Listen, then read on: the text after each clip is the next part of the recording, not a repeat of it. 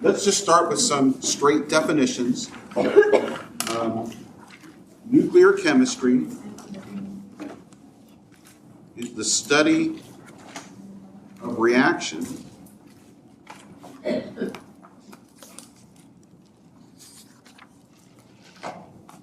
that involve changes in the nuclei of the atoms.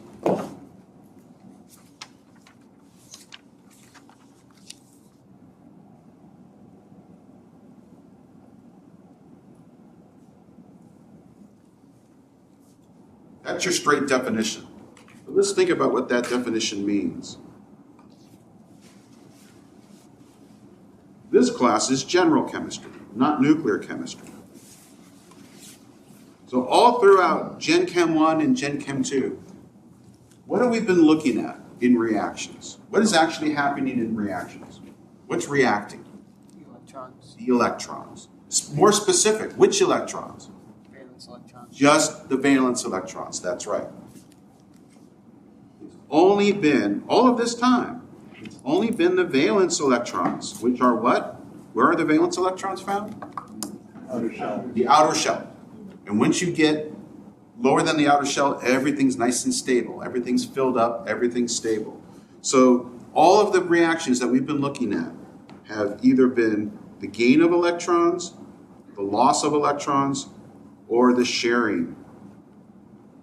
And of course, now we know gain and loss, that's going to form ionic compounds. And we also know that that's reduction and oxidation. And the sharing of electrons, these are our covalent bonds. But there's lots of reactions that happen without any of that occurring, but instead we're getting changes in the nuclei themselves. So what's in the nucleus? Easy question, right? Say again? Protons and neutrons. Protons and neutrons.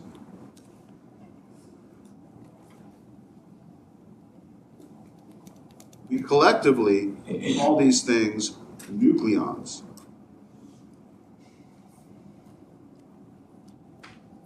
Things that are in the nucleus.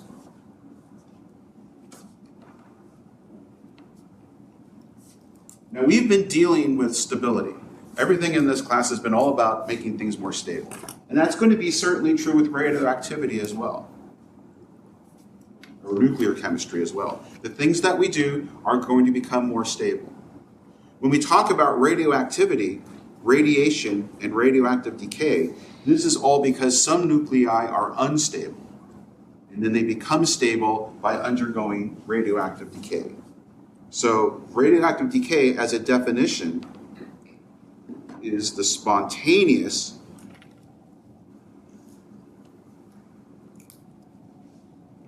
disintegration of unstable nuclei.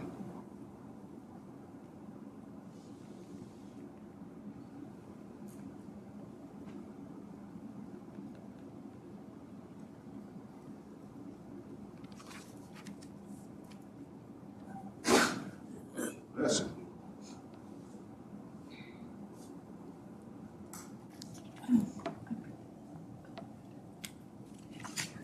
Now, this happens, it's accompanied by a release of radiation. When they disintegrate, these are accompanied by a release of radiation, which we might call emission. And the radiation that's being emitted, these are energetic particles. Energetic particles or rays. And we'll talk about these in a moment.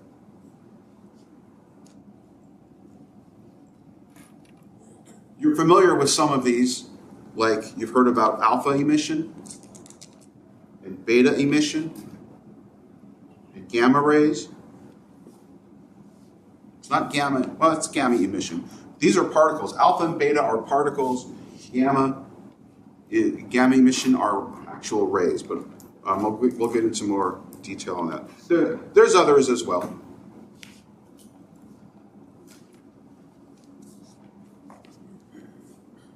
Okay, but understanding this, we have to go back to, not understanding them, but to be able to use a shorthand for us to explain and describe what's happening, we need to go back to the nuclear symbols that we learned about earlier. So, for example, and earlier I mean Gen Chem 1 earlier. So if I were to write this symbol for you, how would you interpret that symbol?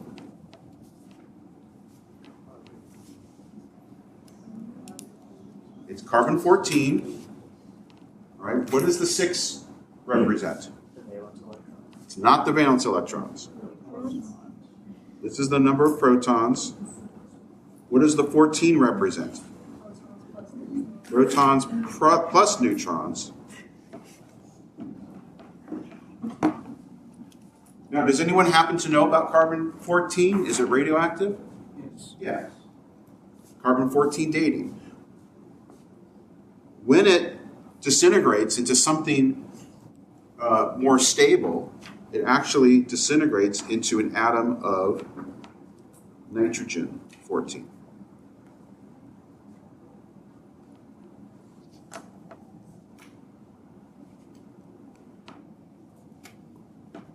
Now, let's be specific here. On the carbon 14, how many protons are in carbon 14? 6. How many neutrons are in carbon 14? 8. How many protons are in nitrogen 14? 7. How many neutrons? Very good. But something had to change. Everything needs to add up. We still have the conservation of energy in this universe. Okay? So when carbon 14, which is unstable, turns into nitrogen 14, which is stable, something else has to give. And we can do this by balancing this nuclear equation. Okay. It turns out in this case, what's emitted is an energetic beta particle, which I'll use the symbol beta for that. And the way we describe then, a beta particle would have a atomic number of -1 because it has no protons. And it's going to have a mass number of 0 because it also has no neutrons. And as you'll see soon enough, a beta particle is effectively an electron.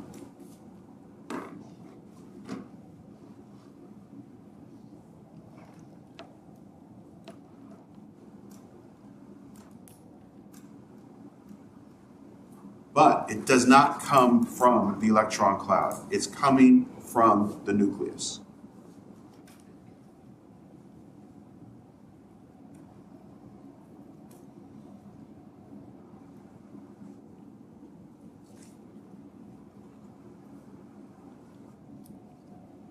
So, you know, a rose by any other name is still a rose, okay? So it's still an electron. It has negative charge, but it has no mass of a proton or a neutron.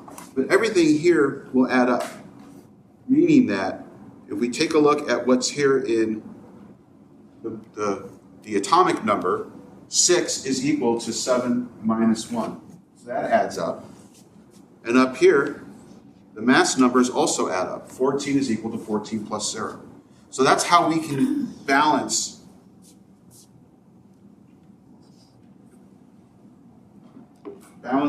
a nuclear equation.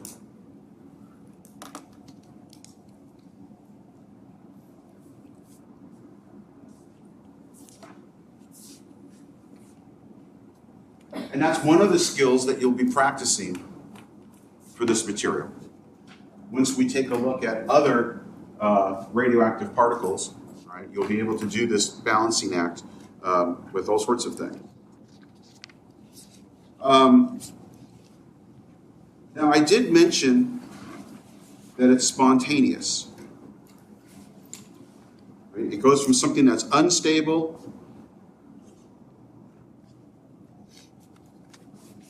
to something that's stable.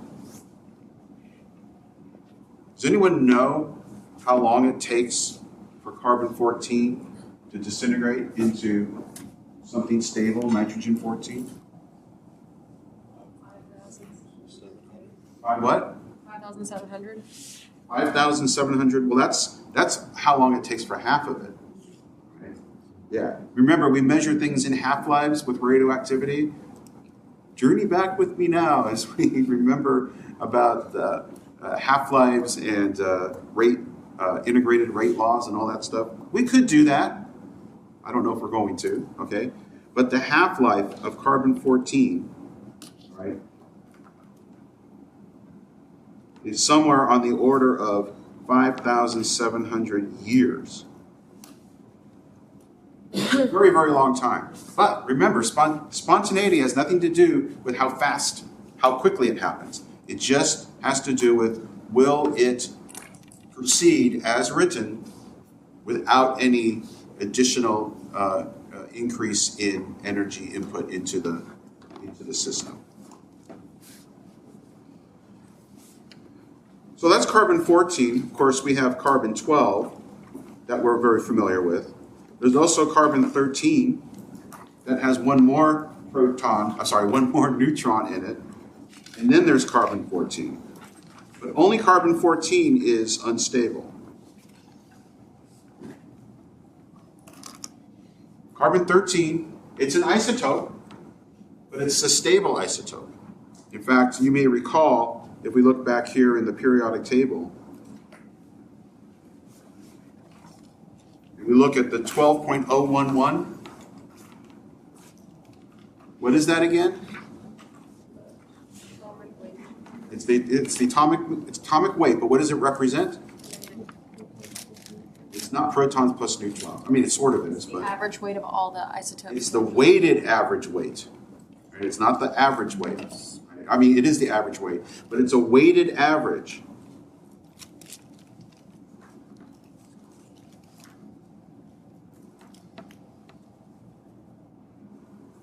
Between the mass of carbon-12,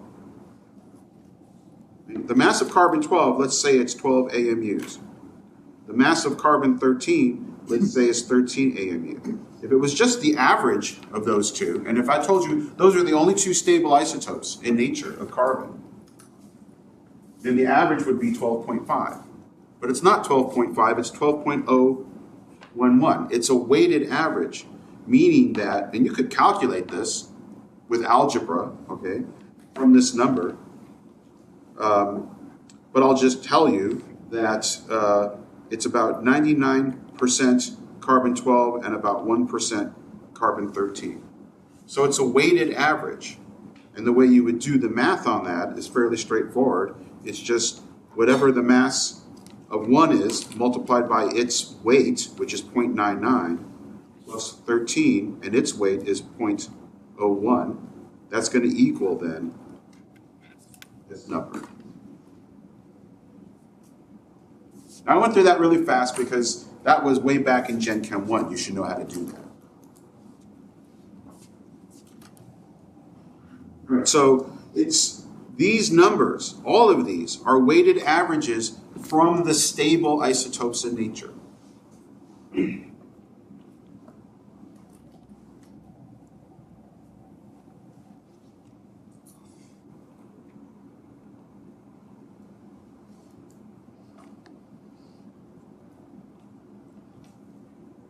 There is no contribution from the unstable ones because they're not stable. So in nature, you won't find them. Even if it's carbon-14, if you wait long enough, you won't find any, right? Even though you have to wait a long, long time for all the carbon-14 to disappear. Plus, there's a reaction happening in our atmosphere right now that continues to make more and more of it. So it's never going to go away completely.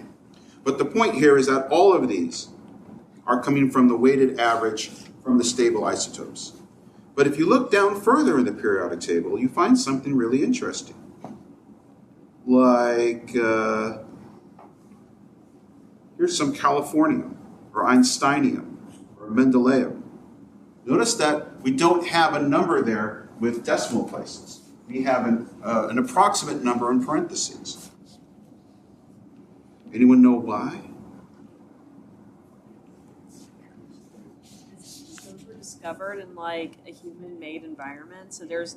That's true too, but not everything's made in a human environment. Like here's some technetium, and where's 61? And here's some promethium. Those also have.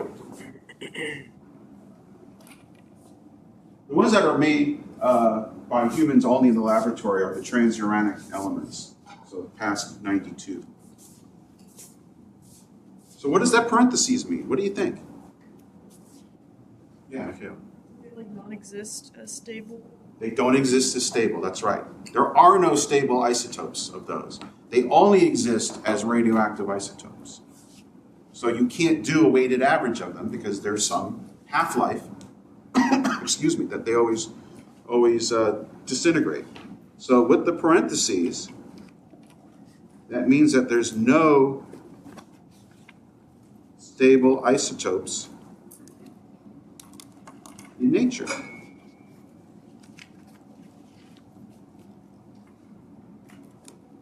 And there's a table here, or whatever this is, not a table, but a figure from your textbook that kind of shows you all the isotopes in nature, whether they're stable or not. The ones that are in green are the ones that are stable. Everything else is unstable and radioactive in some way. And these red lines have to do with those two that I just highlighted. One's technetium, and the other one is promethium. If you were to zoom in on those are special cases where you don't have any stable isotopes at all. But once you get, so alpha particles, which we use as a symbol for the alpha sign, but these are actually, the particle that's decayed is 2 neutrons and 2 protons. So what kind of an element do you know that has 2 protons and 2 neutrons? Specifically protons. What element has 2 protons? Helium. So this is sometimes also called, or shown as helium. And helium has 2 protons, and in this case it has 2 neutrons, so the mass number will be 4. But it's just the nucleus. It doesn't have the electrons. So sometimes you'll also see this written like this. But usually it's shown either as an alpha particle or the helium-4 nucleus. An example of this is, for example, let's take some uranium-238. This is unstable. Uranium, you need to look on the periodic table. Uranium has an atomic number of 92. So this is called uranium-238. That's how we label the specific isotope or nuclide. This term nuclide that you see a lot, that's a specific isotope.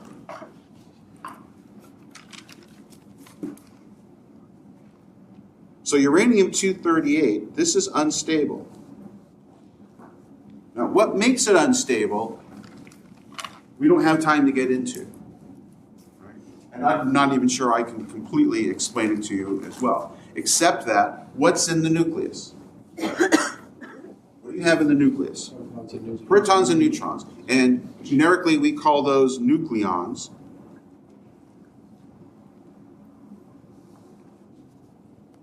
Protons and neutrons. And you may recall from Gen Chem 1 that if you look at the overall volume of an atom, a very, very, very, very small amount of that volume is the nucleus. In a gold atom, it's about 1/10,000th of the volume. That's what the nucleus is. So you have all those protons and neutrons all mashed together in a very, very, very, very tiny space. Plus all those protons have a positive charge. And what do similar charges like to do when they're close together? Repel each other. Okay? So you're getting all those protons mashed together in such a small volume, and all those positive charges they want to repulse. So there's only a certain, and we're going to talk a little bit about how those things can actually stay together. It takes a lot of energy to get all of those nucleons together in the nucleus. Many combinations of nucleons are not stable. That's all the little dots that are in orange. The only ones that are in green are the ones that are stable. And that stability is a trade-off between the energy that it takes to keep them together and the number of nucleons that are actually there in the nucleus. So when uranium-238 becomes stable, in this example, it actually produces an alpha particle. So let's show that. And I'm going to show it to you this way with the helium-4 nuclide. Okay. And what's left over, now we need to look at balancing the number of protons and neutrons in here. So if it produces an alpha particle, let's just write alpha particle here. Then what must be left over? What's the atomic number of the nuclide that is produced? 2. Well, we've lost 2. So what's the atomic number of the nuclide that's left that's going to be stable? Everything needs to add up, needs to be balanced. We have 92 protons on the left, and on the right, we have 2 protons from the alpha particle. So how many are left? 90, thank you. What element is that? TH. Anyone know what TH stands for? Thallium. It's not thallium. Although that's a good guess. It's thorium. Oops. And what is the specific isotope of thorium? 234. And that's stable. Now the alpha particle that's thrown off is energetic. Okay? Energy-wise, this has about 5 to 10% the speed of light. If we were to equate energy with how fast the particle is moving.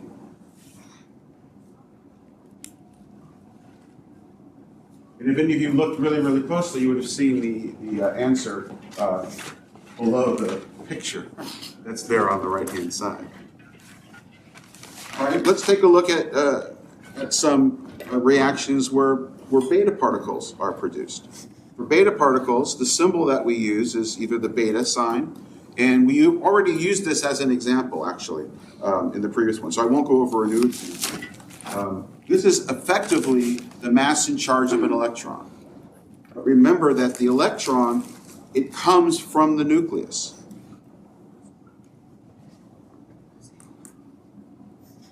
It's not coming from the electron cloud. So sometimes we'll call this a beta particle, and to show that it's an electron has no mass, but it has a negative charge. So you'll see it written this way. And that's useful when we start balancing nuclear equations, where all the protons and neutrons add up. Sometimes you'll also see this written instead as an electron. Either way. The example that we used the last time was shown here in the picture, carbon-14, which is radioactive, and that decays into nitrogen-14 plus a beta particle. And you can see how everything adds up. And again, we did this the last time. You want to make sure that the protons and neutrons add up. Now, energy-wise, right, this beta particle, this has about 90% the speed of light.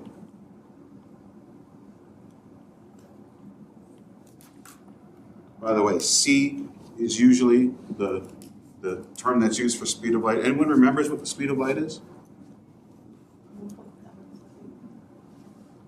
3 times 10 to the 8th meters per second. Pretty fast. In fact, you can't go any faster than that.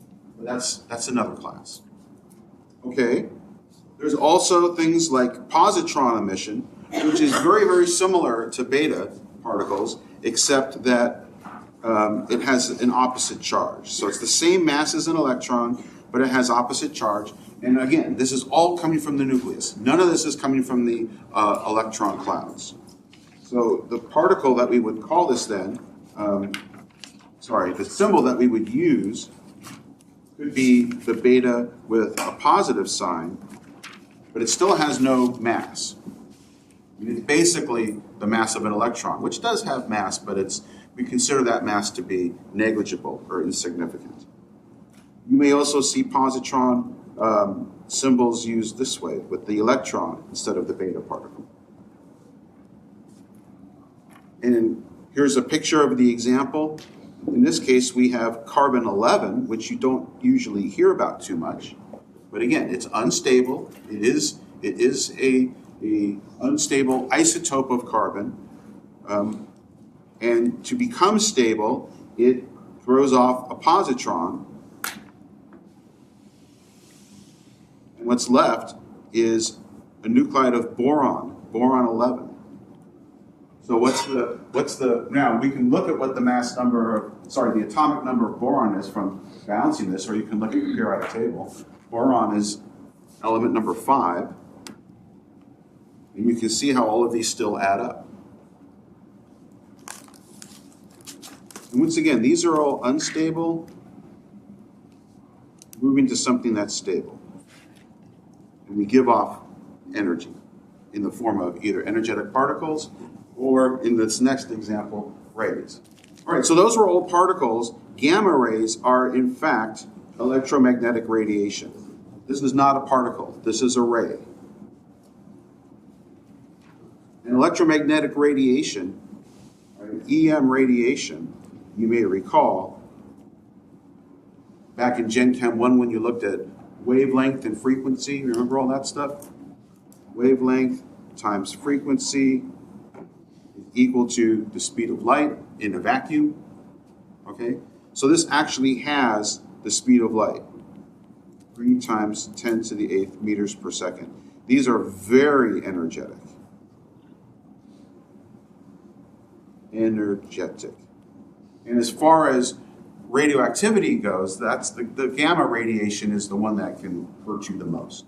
You need the most protection. We're not going to talk about protection, but if you were to put on some protective material, depending on the radiation that you're using, you need more or less, depending on how energetic those particles or rays are. Here's one example of gamma radiation. Here's technetium,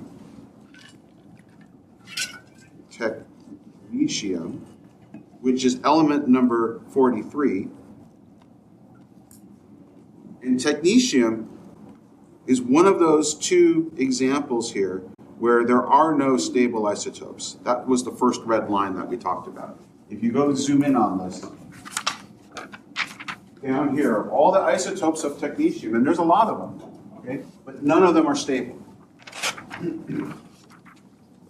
But in this case, what you're giving off is gamma radiation, which means that you're not giving off any particles, so there's no protons and neutrons and stuff to have to balance. What you end up with is technetium again.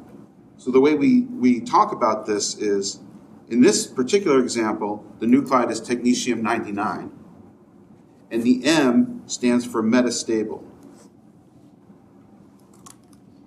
What you end up with is gamma radiation and then technetium-99, which is stable.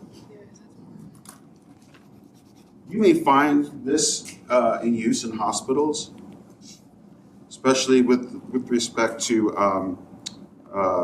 bone studies. We don't need to practice identifying the radioactive particle symbols because we just did those. But there's one other one that I didn't show you. This is high energy neutron. which we'll be looking at in a minute.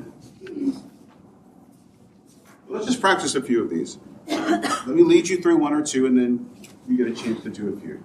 So here's some phosphorus, some radioactive phosphorus, P31. And in this reaction, it's decaying to form something stable, and the decay particle is what? What's that symbol?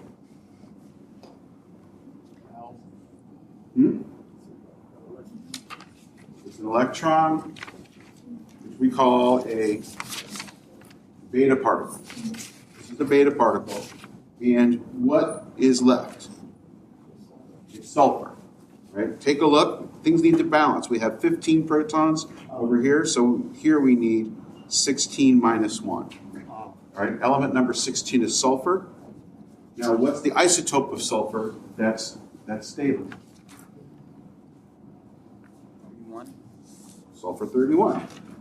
Right? And that's how you do these. All of these only have one product. So go ahead and try the rest of them. Spend a few minutes working on these. I think most of you probably have this except for the last one. So let's just rifle through these real quick. All right, so we have some plutonium 190. That's unstable. It's going to throw off, what's the name of this particle? This is an alpha particle. And so the atomic number is going to be what?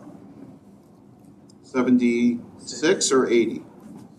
76, which is the element osmium, and the mass number needs to be 186 for everything to balance out.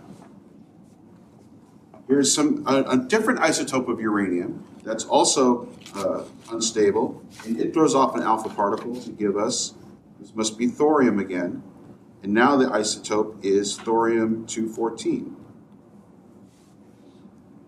Here's some radioactive manganese. It throws off a positron to give us what? 24, which is what? Chromium. Chromium, and it's chromium-52. Now this last one got people a little confused. Here's some uranium-238, which we saw earlier, and we'll see once again. This one's a little bit more complicated. When you merge that with an atom of nitrogen-14, or a nucleus of nitrogen-14, it throws off 6 high-energy neutrons. Okay? So we need to first figure out what's the stable isotope that's formed. So what's the mass number? Sorry, what's the atomic number going to be? It's got to add up. 99. Which is what? Einsteinium. But what's the isotope of Einsteinium? 246. 246 or 251? I heard both. Who thinks it's 246? Who thinks it's 251? This is where it gets tricky. You've got 6 high-energy neutrons here, so you need to factor that in, all right? The mass number here that you're working with is 6. So this together is, let's see, 252, right? And that minus 6 is going to be 246. Okay? So that's how you do those. This is all about balancing nuclear equations. Now, many types of nuclear equations don't just have one thing there. I just gave you ones that you could solve by having only one thing there. All right, let's go back now to discuss that energy involved in keeping all those nucleons together. This is a table back from Gen Chem 1. We're going to look at the mass of protons, neutrons, and electrons. Now, of course, we just use them as 1 plus and 1 minus. But that's just a relative value that we use. The atomic mass unit is a relative value. We think of AMUs as 1 for protons and 1 for neutrons. But really, there is a mass of protons and neutrons. And there's the mass in grams. You can see how tiny that is. For this example, I'm showing you what the atomic mass units is out to 3 decimal places. And you can see that the mass of a neutron is slightly more than the mass of a proton. Okay? For this example, we are going to look at our friend, the helium atom.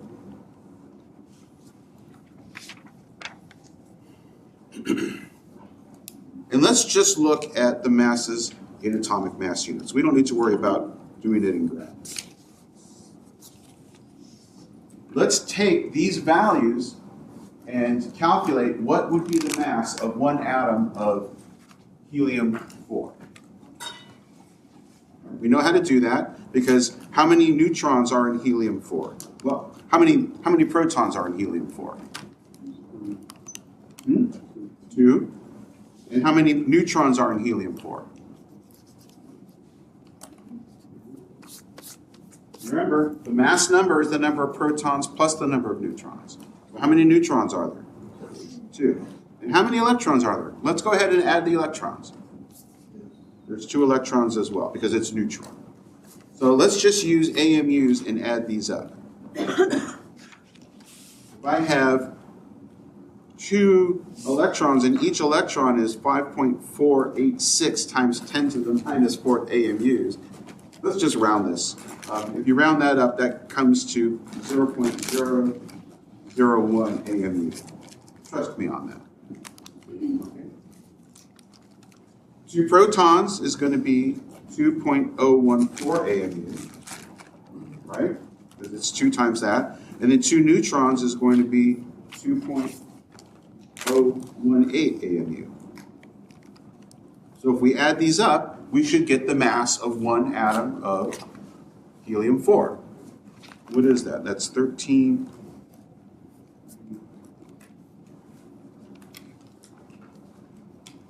Agreed? What does the periodic table say for helium?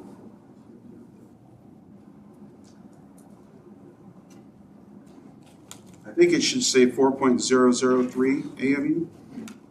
That's what my notes say. What does it say up here? Yeah. Okay. That's what the periodic table tells us. Now remember, the numbers on the periodic table, what does that number represent? The weighted average of all of the isotopes. Now we just measured the mass of one isotope of helium, helium-4. How many isotopes are there? Let's see. Helium is way down here. Helium-4 is right here. These other ones are even larger mass. Okay? But the periodic table is telling us that it's of lower mass than what we calculated for helium-4. So just having a weighted average doesn't explain this. This is far less than what we expected. In fact, the difference in mass, this is what we call the mass defect.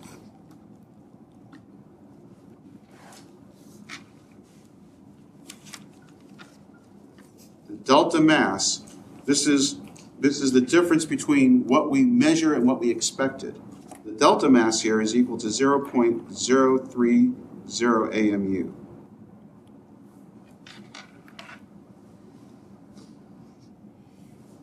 That's the difference from what we expected.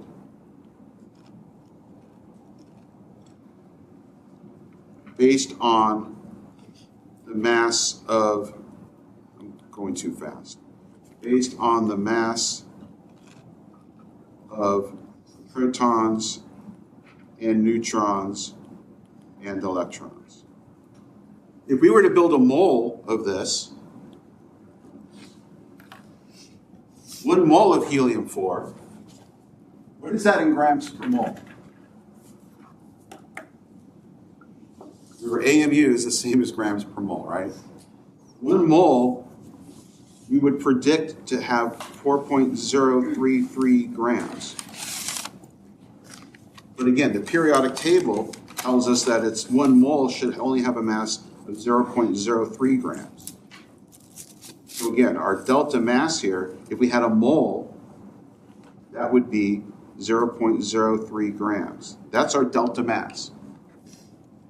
4 grams, I haven't measured it recently, but I'd say my Apple Pencil here is about 4 grams. It's probably a little bit more than that, right? But this isn't a lot of material, right?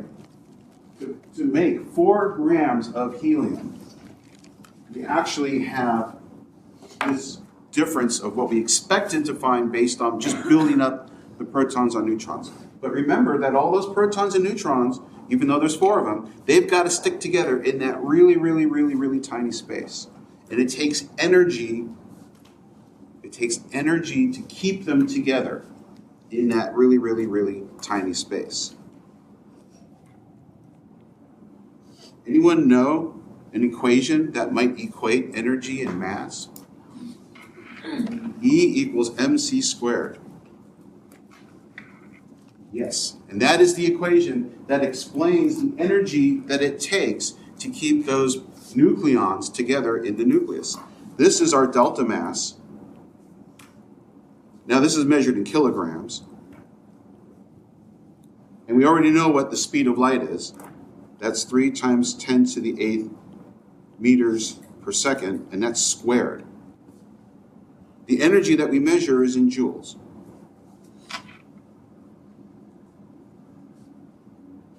So let's figure out how much energy it takes to keep those nucleons together in 1 mole of helium. Right? That energy is going to be equal to the delta mass, which we need to put this in kilograms. So it's 0.03 grams. We need that in kilograms, so that's going to be 3 times 10 to the minus 8 kilograms times 3 times 10 to the 8th meters per second squared. And for the sake of time, I won't pretend like I'll get my calculator out and show it to you. I already have it here in my notes. This gives us 2.7 times 10 to the 12th joules of energy. This is to build 1 mole of helium-4, about the mass of this pencil. Does that not seem awe-inspiring to you? Of course not, because you don't really know what a joule is, right? You don't have a good feel for what a joule is. So let me show you this. There are, let's see, 4.2 times 10 to the 9th joules for 1 ton of TNT. All right? And if you do that math, you get 643 tons of TNT.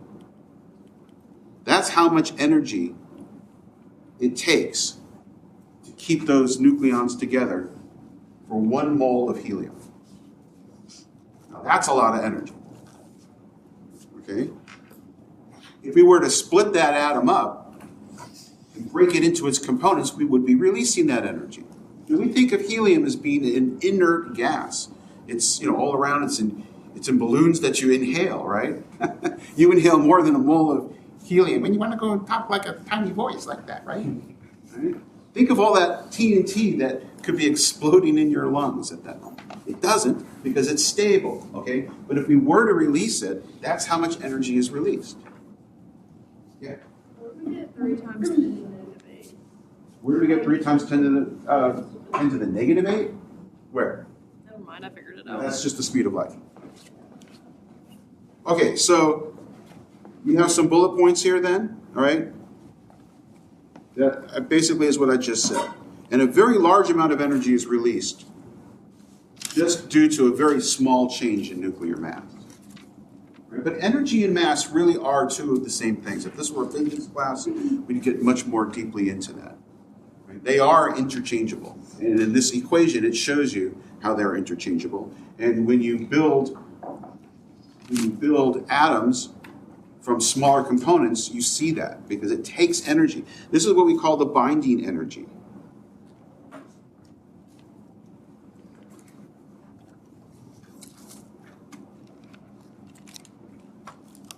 And it's what keeps those nucleons together in the nucleus.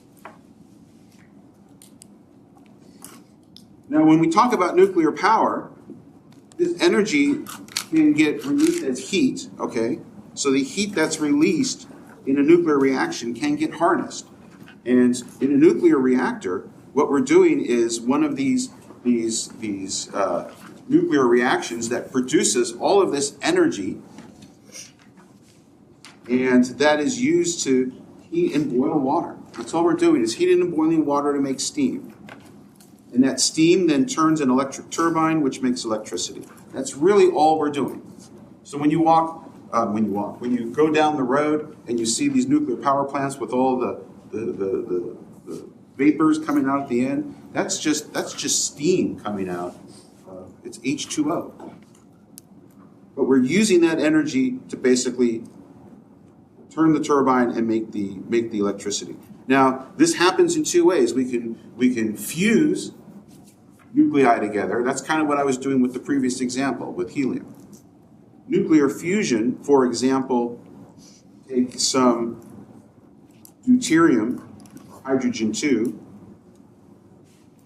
and we mix that with hydrogen-3, which is also called tritium. Deuterium and tritium are the only radioactive isotopes that we actually have a name for. Everything else we just call hydrogen-2, hydrogen-3. But we mix these together, and in this reaction, it has to happen, it only happens under high pressure and high temperature. We produce an atom of helium-2, and it throws off some high-energy neutrons. And of course, as we've just discovered, we get a lot of energy.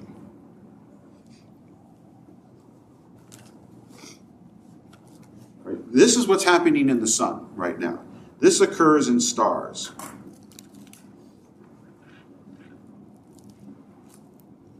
But it's not commercially feasible.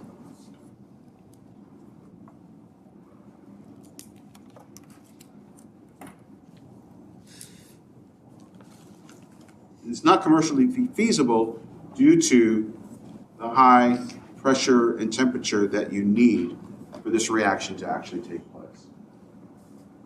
So instead, in our nuclear reactors, we do something called nuclear fission. In a nuclear fission is splitting. So, this is fusing atoms, this is splitting atoms. That's what fission means. So here's an example that we're going to use in our nuclear reactor. We'll take our uranium, right? And in this case, we're going to start with stable uranium. Uranium-235. And we're going to make it unstable. We're going to add some high energy neutrons to it. To make it unstable, that will be what? If we add a high energy neutron to a stable atom of uranium-235, what will we get? Unstable 236. Unstable 236.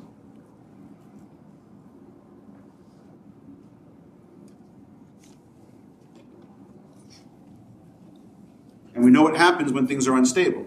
They're going to now decay to form something that's stable again. So this process of going from something stable and then making it unstable, this is what we call induced fission.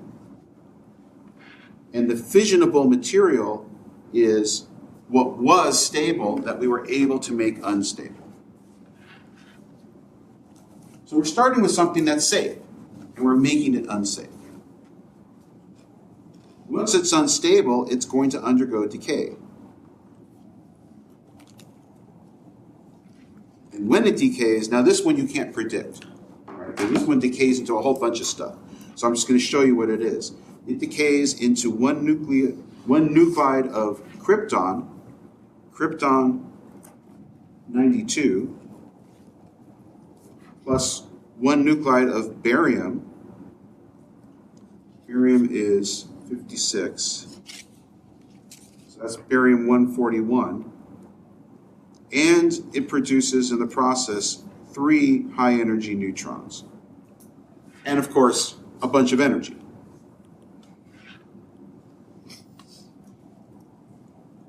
This is the main reaction that happens in most nuclear reactors today. And again, just to emphasize, we use fissionable material, which itself is not radioactive.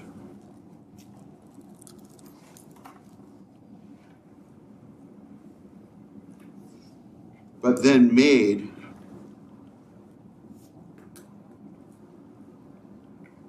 radioactive by, in this case, adding high energy neutrons. Not everything can do this, but uranium-235 can.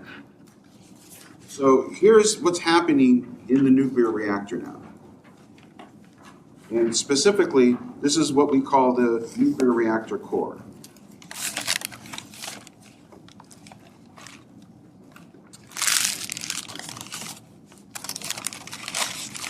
Now, if I zoom in on this picture, you're not going to be able to see everything, unfortunately. So I'll just try to label these things for you. Here is our fissionable material. Here's our uranium-235.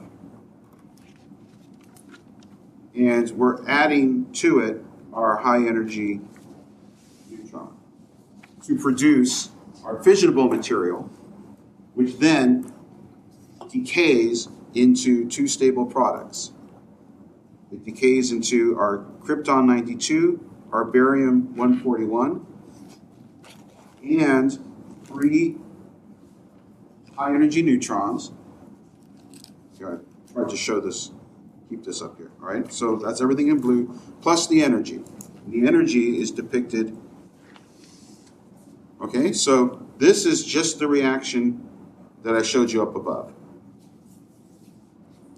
But we still have some fissionable uranium-235 left over, and now we have 3 high-energy neutrons.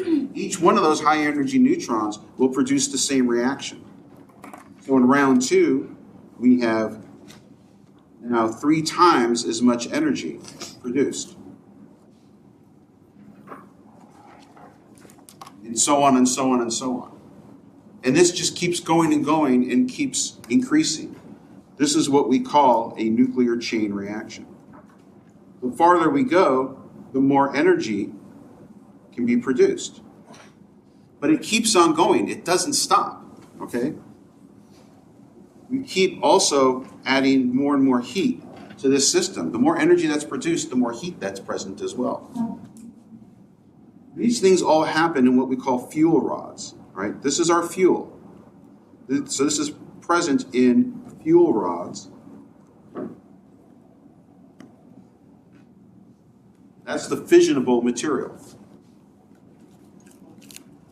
And this reaction can get so hot that the fuel rods actually melt down. And once they melt down, you can't control the reaction anymore. We're going to talk about control in just a second. They get so hot that the fuel rods can melt.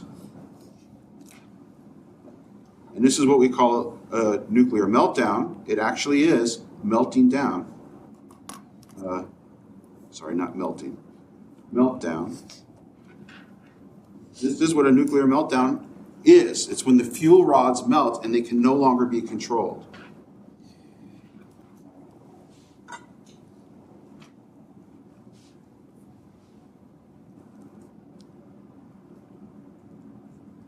And the reaction goes out of control. So when you get a meltdown, that can't be controlled, and the reactor fails, radioactive material then gets released into the environment.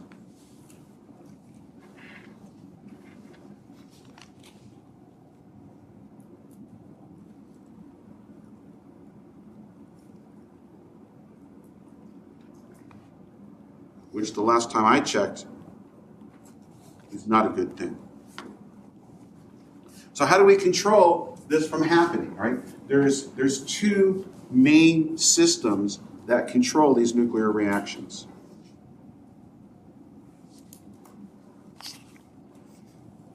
The first one is called control rods.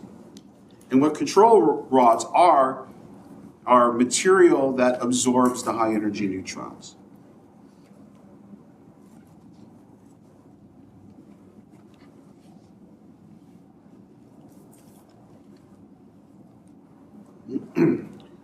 Usually they're cadmium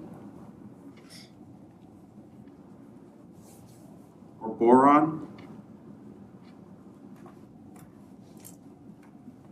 And they're actually inserted in between the fuel rods. Here's a picture of such a nuclear reactor core.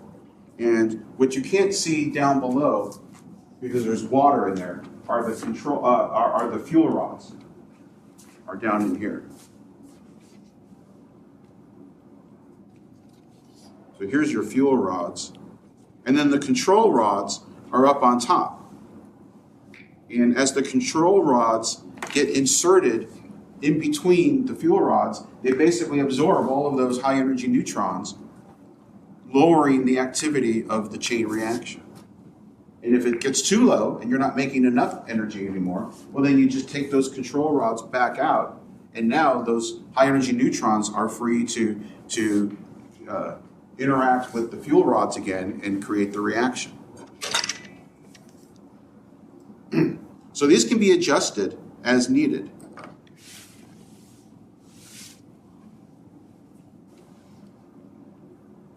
Now, the other thing that helps to control the overall heat of the reaction is by having a water cooling system. That's pretty straightforward. But in doing so, what happens to that water once it's introduced to all of that heat? It gets contaminated, yeah, but what else happens? It vaporizes. That's what forms the steam. Okay? This creates the steam, which turns the turbine, which gives us the energy. So as long as we do this in a way that keeps the reaction at bay, right? We want the reaction to be strong enough that we're constantly making the steam so we can turn the turbine and make the energy, but we need to control it so that it doesn't go out of control and melt the fuel rods. Because once you melt those fuel rods, you can no longer stop the reaction by putting those control rods in there. Because the control rods, I mean, now you've got all those neutrons all in the melted. I mean, it works because the fuel rods are inserted between the fuel rods. So in an actual setup, because you're right, you also would contaminate that steam. And I told you earlier that when you go buy a nuclear reactor and you see this coming out here, that's just nice natural H2O. Okay, we don't want that contaminated in the environment. So everything is contained in a zone. There's a water zone. We can think of the red zone here. The red zone is where most of the radioactivity is contained. It's all within the reactor core. There you have the control rods and the fuel rods. Okay, and it's within the water. And the water is going to turn into steam. But what happens instead is we have this system here. Notice that the red zone here, it kind of goes into another sort of blue system here. The actual water that's surrounding the core never goes into forming the steam. Then that heat is used in another containment, the blue system, that then forms the steam. And that's where the steam turns the turbine that gives you the electric power. And then that hot gas, H2O, gets recondensed.